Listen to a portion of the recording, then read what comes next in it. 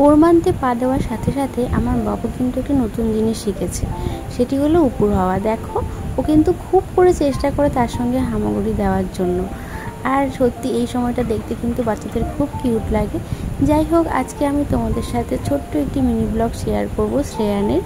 তো দেখো, ওকে আমি উপর হওয়া দেখে ওর মাথায় একটা টাওয়াল দিয়ে দিয়েছি। ভাবছিলাম যে সুন্দর একটা ছবি আমি তুলবো, বাট সেটা হলো না। এই দেখো, গুড মর্নিং সবাইকে বলে দাও পাপা। তার সঙ্গে কিন্তু আমি ওকে দেখো কিছুক্ষণ পর আমি ওকে তেল মালিশ করে নিয়েছি স্নান করাবো বলে। আর এতই না ছটফট করে তেল মালিশ করার সময়, আর ও খুব খুশি হয় তেল মালিশ করার সময়। তেল মালিশ করে কিছুক্ষণ রাখার পর কিন্তু পাপা ওকে স্নান করে দিয়েছে।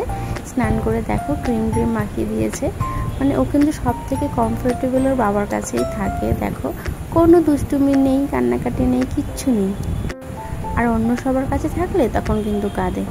তারপর কিন্তু আমার ঘুম পাড়ানোর অনেক চেষ্টা চলছিল, কিন্তু সে ঘুমোবে না। সেই আমাদের সাথে গল্প করবে, খুব গল্প করতে ভালোবাসে। তার মনের মধ্যে অনেক কথা, তাই না পাপা? কিন্তু সে বলে বোঝাতেই পারে না। আসলে সে বলতে চাইছে আমি এখন খেলবো, আমি এখন ঘুমোবো না। শ্রেয়ান পাপা কিন্তু 3 মাস থেকেই দুষ্টুমিটা শুরু করেছে। একদম ঘুমোতে চায় না দিনের বেলায়। ঘুমোলে পরেও কিন্তু সঙ্গে সঙ্গে উঠে যায়। আর ওর মানে এতটাই কান খাড়া যে মানে একটুখানি আওয়াজ হলেই কিন্তু উঠে যাবে। ওর জন্য একদম নিরিবিলি পরিবেশ দরকার। এরপর দেখো, হিসি করে দিয়েছিল বলে জামাটা আবার চেঞ্জ করে দিয়েছি। দেখো, জিভ বার করা শিখেছে, এত দুষ্টু পচা পাপা একবারে। এরপর আমরা চলে এসেছিলাম বাড়ির পাশে একটু স্ন্যাক্স খেতে। তো দেখো, হাসিটা দেখতে পেয়েছো? কেন বলো তো হাসছে? আলো দেখছে বলে। পাশে কিন্তু অনেক আলো ছিল, আর আলো দেখলে কিন্তু খুব মজা পায়, খুব হাসে। তো এখন এই যে বসে আছে, আমি খাচ্ছি আর ক্যামেরা করছি। এরপর আমার খাওয়া হয়ে গেলে কিন্তু ওর পাপা খাবে।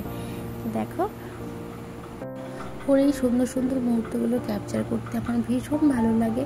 আমি চাই এই প্রত্যেকটা মুহূর্তকে ক্যামেরাবন্দি করে রাখতে। বাই।